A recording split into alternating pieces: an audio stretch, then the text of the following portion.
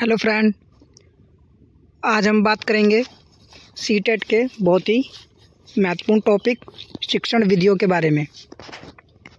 क्योंकि सीटेट के एग्ज़ाम में शिक्षण विधियों से 2 से 3 क्वेश्चन हर शिफ्ट में या हर ईयर आपको देखने को मिलते हैं।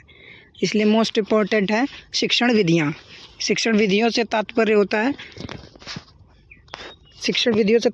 है कि किसी विद्यार्थी को कैसे शिक्षण प्रदान करना है।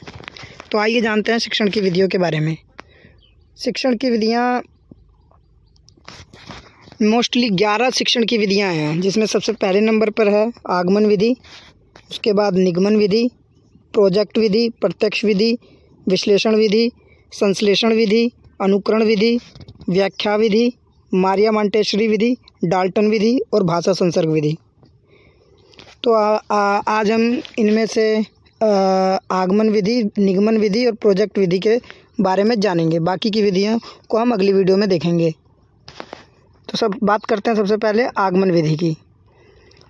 तो आगमन विधि के जो जनक या प्रतिपादक हैं अरस्तु को कहा जाता है। और इस विधि में बच्चों को सीधे अनुभवों, उदाहरणों तथा प्रयोगों का अध्ययन करके नियम निकाले जाते हैं। इसका मतलब ये हुआ कि जैसे कि पहले बच्चों को नियम न रटा के पहले उदाहरण दिए जाते हैं, उसके बाद बच्चे स्वयं नियम निकाल लेते हैं। इसी बात को यहाँ लिखा गया है। यह विधि उदाहरण से नियम की ओर चलती है। और यह शिक्षण की छात्र केंद्रित विधि है। ये मोस्ट इम्पोर्टेंट पॉइंट लिखा हुआ है कि यह शिक्षण की छात्र केंद्रित विधि है। सीटेट में अनेकों बार ये क्वेश्चन पूछा जाता है कि आगमन विधि एक विधि है, उसमें 4 ऑप्शन दे देगा, छात्र केंद्रित, बाल केंद्रित, दोनों या इनमें से कोई नहीं। तो आपको लगाना है छात्र केंद्रित विधि है।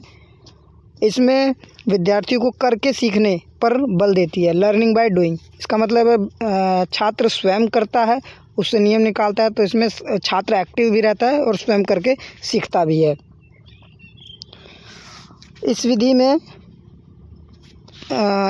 में बच्चे तर्क करते हैं, पूछते हैं, इसलिए इसमें बच्चे एक्टिव भी रहते हैं।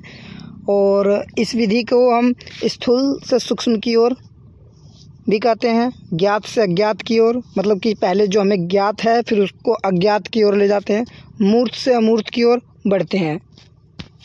तो ये हो गई आगमन विधि। इसके बाद हम बात करेंगे निगमन विधि। ये आगमन विधि की एकदम उल्टी है। निगमन विधि के जनक या प्रतिपादक अरस्तु ही हैं। तो इनमें याद करने की ज़्यादा दिक्कत नहीं है। आगमन पूछे चाहे निगमन पूछे, दोनों के जनक और प्रतिपादक अरस्तु ही हैं। यह विधि नियम से उदाहरण की ओर चलती है। इसका मतलब ये हुआ कि इस विधि में सबसे पहले शिक्षक विद्यार्थियों को नियम रटा देते हैं, चाहे बता देते हैं, उसके बाद उदाहरण दिए जाते हैं। इस विधि में सर्वप्रथम विद्यार्थियों को नियम का ज्ञान दिया जाता है, जैसे न्यूटन का लॉ बता दिया, चाहे कोई भी पाइथागोरस प्रमेय है वो बता दी। उसके बाद उस पर प्रयोग करने को कहा जाता है। यह एक इसके नियम देने के बाद इसके पश्चात उदाहरण देकर उन नियमों को समझाया जाता है। यह विधि एक शिक्षक केंद्रित विधि कहलाती है। अब देखिए, जो आगमन विधि थी वो छात्र केंद्रित विधि थी और जो निगमन विधि है ये शिक्षक केंद्रित विधि है। सीटेट में छात्र केंद्रित विधि को अच्छा माना जाता है। इसमें शिक्षक ही सारे नियम सिखाते हैं। निगमन विधि आगमन विधि की ठीक विपरीत विधि है, जैसा कि मैंने पहले आपको बताया था। निगमन विधि, इसके पश्चात उदाहरण देकर उन नियमों को समझाया जाता है। यह विधि शिक्षक केंद्रित विधि है। इसमें शिक्षक ही सारे नियम सिखाते हैं, इसे निगमन विधि कहते हैं। तीसरी है, आज की अंतिम विधि है प्रोजेक्ट विधि। इसके जनक या प्रतिपादक किलपैट्रिक महोदय हैं। यह विधि अनुभव केंद्रित होती है। अनुभव का मतलब जो एहसास हुआ है। यह बालकों के समाजीकरण पर विशेष बल देती है। इस विधि में विद्यार्थी स्वतंत्र रूप से कार्य करता है एवं अपनी समस्याओं को हल अपनी समस्याओं का हल अपने स्वयं के विचारों के आधार पर करता है। अर्थात ये भी एक बाल केंद्रित शिक्षा विधि है। इस विधि में विद्यार्थी सक्रिय क्रियाशील रहते हैं, समूह में रहकर कार्य करना सीखते हैं। इसमें आत्मविश्वास भी पैदा होता है।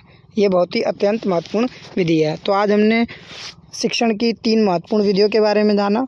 आप कोई भी प्रीवियस ईयर क्वेश्चन उठा के देखेंगे तो शिक्षण विधि से आपको 2 से 3 क्वेश्चन मिल जाएंगे। आगे की शेष विधियाँ मैं अगली वीडियो में बताऊँगा। और आप अगर सीटेट की तैयारी करना चाहते हैं तो मेरे चैनल को सब्सक्राइब कर सकते हैं और मुझे सपोर्ट कर सकते हैं। थैंक यू, धन्यवाद।